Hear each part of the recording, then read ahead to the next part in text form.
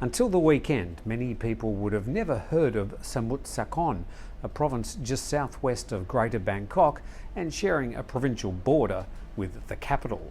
The province is best known as a major hub for Thailand's shrimp and fishing industry, packed with markets around the coastal tributaries that feed into the Gulf of Thailand. As we now know, there's been a major outbreak of COVID-19, perhaps more than 1,000 cases.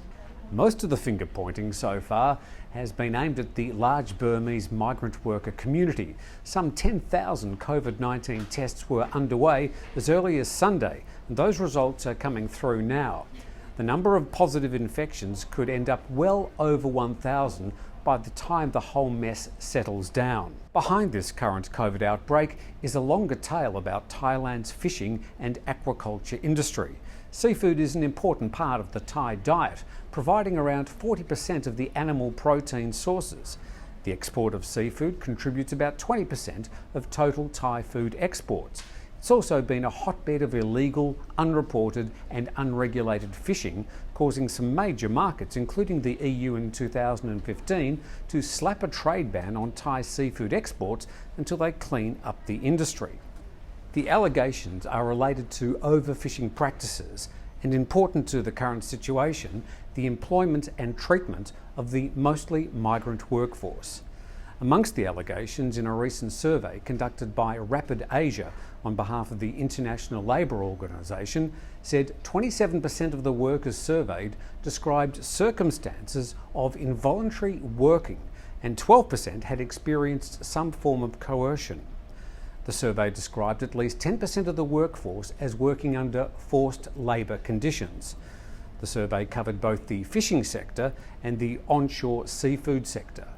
90% of the workers interviewed reported being paid the minimum wage, and others also noted that there were illegal salary deduction.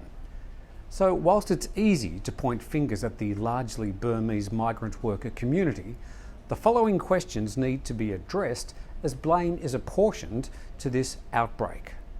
Who organised these workers to work at the markets and port?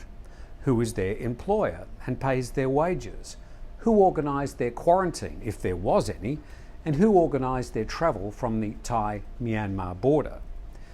The answers lie in some of Thailand's largest seafood processor plants and their parent companies, some operating huge franchises and export companies. There have been some high-profile cases brought against Thai food processing companies alleging labour rights violations, but most of these get dragged through courts and end up with countersuits for defamation. We've got links to some of these stories in the description below. If there is going to be any upside to the current outbreak fiasco, it could be a new spotlight on Thailand's fishing industry and its labour practices. Even the Thai Prime Minister today said in a veiled comment that the blame for the Samut Sakhon outbreak must be shared amongst the stakeholders. The Burmese migrant workers have become the headlines in this current outbreak, but the real cause is decades of poor practices in the recruitment and handling of the migrant labour. The ones profiting most from Thailand's fishing industry have, so far, not even rated a mention. Tim Newton, reporting for the Thaiger.